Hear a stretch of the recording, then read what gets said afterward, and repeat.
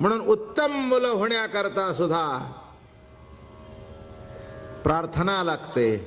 घुमला गजरा भाळी ज्ञानराज माझी माऊली. सर्व जगातला परमार्थ जे ग्रंथ आहेत व्यासांचं उच्चिष्ट आहे. असा बाप मागे लागलाय. हे असंच असतं सध्याच्या काळात. पोरं पुढे पडतात आणि बाप मागे लागतात. वाईट वाटून येऊ नका. पोरांच्या मागे पळताना व्यासांचं स्मरण.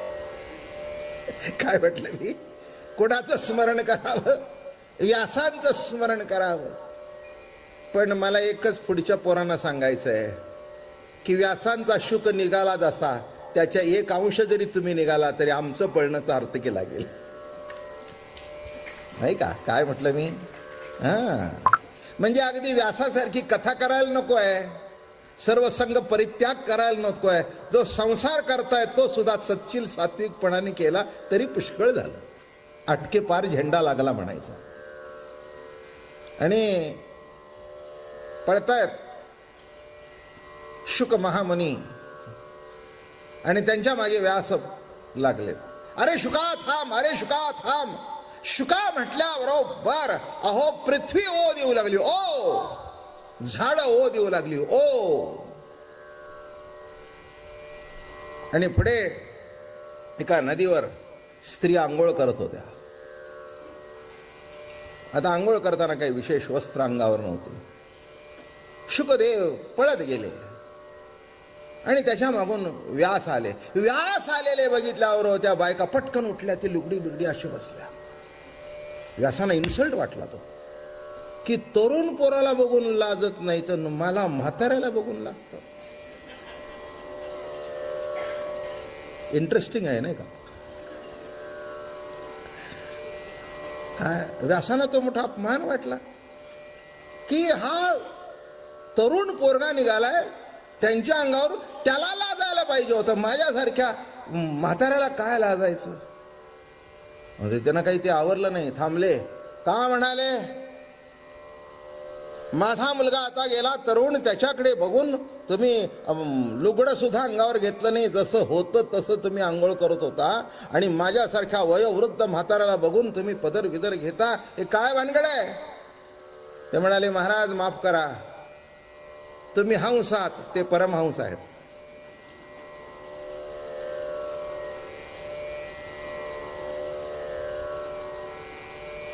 नीट लक्ष देऊ नाही का? काय सांगितलं? तुमचे चिरंजीव परमहंस आहेत, तुम्ही हंस आहात. व्यास म्हणले म्हणजे? अहो म्हणाले हंसाचं काय असतं? दुधामध्ये चोच टाकल्यानंतर पाणी एका बाजूला होतं आणि दूध एखाद्या बाजूला होतं. हे परमहंस असल्या कारणाने दृष्टी एकरूप झालेली आहे. तिथे स्त्री पुरुष हा भेद नाही. तुमच्यात भेद आहे म्हणून तुम्ही हंस आणि त्यांच्यात भेद नाही म्हणून ते परमहंस. आई बसा खाली. आई खाली बसा.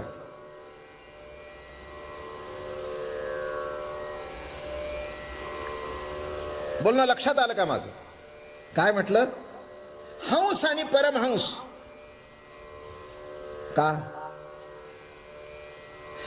तुम्ही जो प्रश्न विचारला की माझ्याकडे बघून पदर का घेतले, हा प्रश्न त्यांनी विचारला नाही. कारण त्यांच्या नजरेतली स्त्री संपलेली होती. त्यांच्या नजरेतला पुरुष संपलेला होता. ब्रह्मरूप प्रतीती होती. आणि तुम्ही हंसात चोच टाकली की एका बाजूला पाणी, एका बाजूला जगत आणि एका बाजूला ब्रह्म, असे दोन भाग झाले. तिथे दोन भाग नाही, सगळे एक रूप आहे. व्यास म्हणाले हेही खरा अर्थ आहे. म्हणून लक्षात ठेवा, हंस व्हा तुम्ही, मोत्याचा चारा मिळेल. पण परमहंस असेल तर कृष्ण सखा भेटेल. म्हणून दोन अर्थ लक्षात घ्या, हंस आणि परमहंस. आणि मग व्यासांना सुद्धा आश्चर्य वाटलं. खरंच आहे म्हणाले. मुलीनो, माझ्या गुरु आहात तुम्ही. खरंच आहे, माझ्या नजरेतली स्त्री गेली नाही. माझ्या नजरेतली स्त्री गेली नाही. आणि माझ्या मुलाच्या नजरेमध्ये स्त्रीच नाही, परमहंस आहे. परमहंस आहे, कुठे विकार नाही. मंडळी, या कथा मोठ्या आहेत, अलौकिक आहेत. याच्यातलं आपल्याला किती जमेल मला माहिती नाही, पण जमण्याकरता वाटचाल सुरू करायला काही हरकत नाही. माझं बोलणं कळलं ना?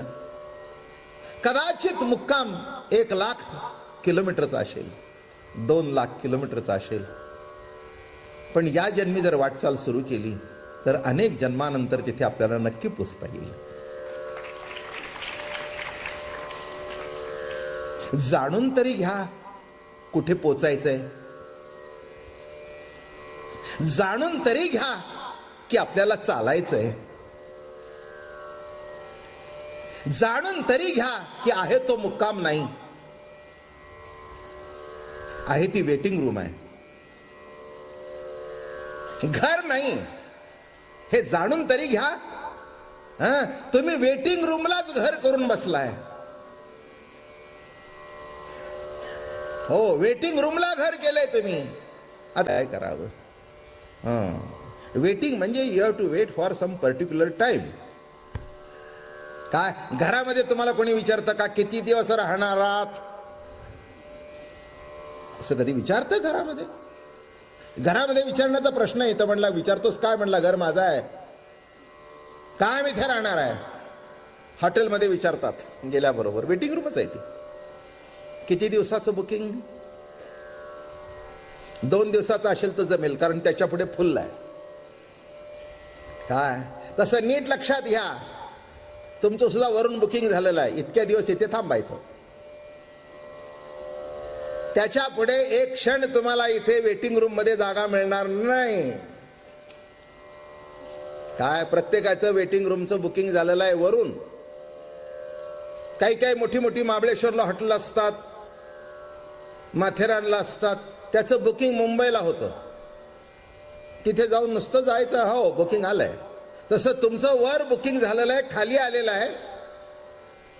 खालचे दिवस संपले की ते म्हणतील चला आता जागा मोकळी करा, वेटिंग लिस्ट मध्ये बागे जन्माला यायचे बाकी आहेत. अमलात्मा परमहंस शुकदेव. बरं का, भक्ती त्यांच्या अंतःकरणामध्ये जी प्रगट झाली होती ती कशी होती? कामना रहित, गुणरहित, प्रतिक्षण वर्धमान. नारद आपल्या भक्तिसूत्रामध्ये सांगतात ती भक्ती कशी होती? कामना रहित, गुणरहित, कामना रहित, प्रतिक्षण वर्धमान. प्रत्येक क्षणाला वर्धमान होणारी, गुणावर नाही अडकलेली. काही काही माणसं गुणावर प्रेम करतात, गुण संपलं की प्रेम संपतं. काही काही रूपावर प्रेम करतात, रूप संपलं की कुणीही सिनेमामध्ये काम करायला बोलवत नाही. नाही का? सिनेमामध्ये काय, नाटकामध्ये काय, रूपाला किंमत आहे. ते संपलं की रोल बदलतात. ते म्हणतात आता हे बघा तुम्ही लीडिंग लोड करू नका, आता त्याच्या बापाचा करा, म्हाताऱ्याचा करा. लक्षात घ्या, जो अखंड रोल होत जातो तो roll, it's like a rolling stone. असं रोल होत जातो. तसं जीवन आपलं असं रोल होतो. बालपण आहे, तारुण्य आहे, वृद्धापकाळ आहे, हे सगळं रोल होत जातं. असं असं पालटत जात. माहिती नाही किती दिवस आहे, जीवन किती दिवस चालणार आहे माहिती नाही. म्हणून कल करे सो आज कर, आज करे सो अभी कर, हे सगळ्यांना माहिती आहे.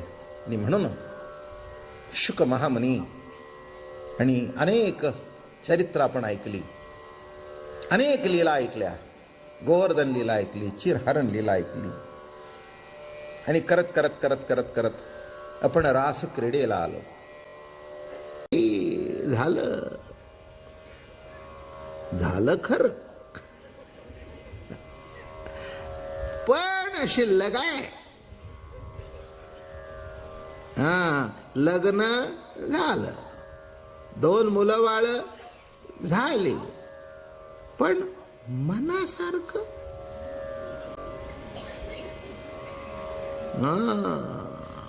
लग्न म्हणजे कॉम्प्रोमाइज आहे. बरं का, पुष्कळ ठिकाणी कॉम्प्रोमाइजच आहे. म्हणून आपल्याकडे माणसाने हुशारीने म्हणी टाकल्या, पदरी पडलं आणि पवित्र झालं.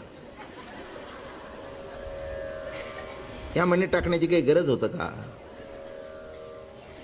मन एवढ्या करताच टाकली की मुलीने इकडे तिकडे बघू नये, जे तुझ्या पत्रात पडले काळं गोड नकट वक्त. म्हणून पूर्वीच्या काळीच्या म्हणी बघितल्या का, बाईचं रूप बघावं पुरुषाचं बघू नये, इकडे नाक असलं तरी. हात काय नाही, मला काही अजून कळलं नाही. हा, पुरुषाचं रूप बघू नये बाईचं रूप बघू नये म्हणजे काय, कोणाही लग्न करावं काही येड्या घाबळ्याबरोबर? हे एवढ्या करताच होतं की वा ठीक आहे, अगदीच काही चिकित्सा करू नये, अगदीच घासत बसलं तर ते लग्न व्हायचं नाही, त्यापेक्षा आपलं 2-3 बघावे, त्याच्यातला हा हा हा याच्यापेक्षा दगडापेक्षा हा.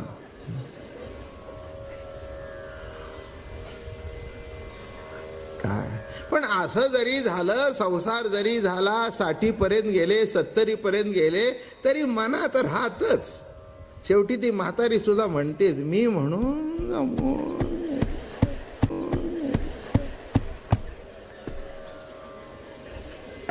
माझ्या ठिकाणी जर दुसरी असती ना. आणि काय असतं, जरा 50च्या पुढे हे बायकांना बोलायला अधिकार प्राप्त होतो. आणि एकदा त्यांना अधिकार प्राप्त झाल्यानंतर ते मागच्या 20 वर्षाचं उट्ट काढून घेतात. तशा काही सोडत नाहीत. आता राहू द्या, किती वर्ष ऐकून घ्यायचं तुमचं. काळ्याचे पांढरे झाले, पुन्हा काळे केले.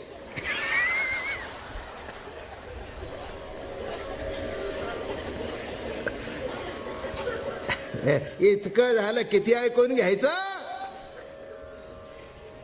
काय कळलं, एकंदर सगळं गणित अवघड आहे. याचा अर्थ सिद्धांत कळला का?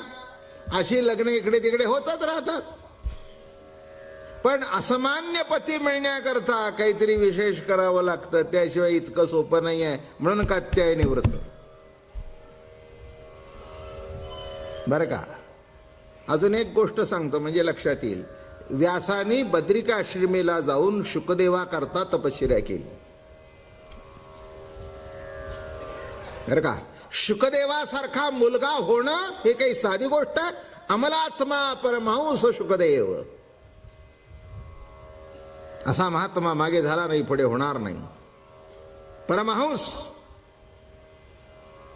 आणि परमहंस असून सुद्धा, बरं का, परमहंस असून सुद्धा मोठं कौतुक आहे. कृष्ण भक्तीमध्ये लुब्ध झाले होते. कृष्ण भक्तीमध्ये लुब्ध झालेले होते. मग आता मला सांगा, त्यांच्याकरता तपश्चर्या कुठे केली? जाऊन बद्रिका आश्रमाला गेले आणि नारायणाची उपासना केली. नारायण म्हणाले, बाबा व्यासा आपल्याला काय पाहिजे? ते म्हणाले, महाराज महान भगवत भक्त असा पुत्र माझ्या पोटी द्या. म्हणून उत्तम मुलं होण्याकरता सुद्धा प्रार्थना लागते. उत्तम नवरा मिळण्याकरता सुद्धा प्रार्थना लागते. उत्तम बायको मिळण्याकरता कुणाचं काय करावं असं काही कुठे वाचलेलं नाही मी. ते उत्तम म्हणजे असलं तर तुम्हाला सांगायला काय हरकत आहे का? तिलाही बरं तुम्हालाही बरं ना, नाही का? उत्तम बायको मिळण्याकरता काही कुठे काही असं काही लिहिलेलं किंवा बायको मिळण्याकरता चला आपण आपलं कोणाची करावी नाही, म्हणजे कोणाची करू नाही, कोणाची उपासना करावी. कोणाचीही करा, बायको सुद्धा उत्तम मिळणं आयुष्यात भाग्य लागतं. तसं इथे कृष्णपती मिळावा साधी गोष्ट नाही आहे. तात्विक विचार केला तर कृष्ण हा पतीच आहे. कृष्ण हा पतीच आहे.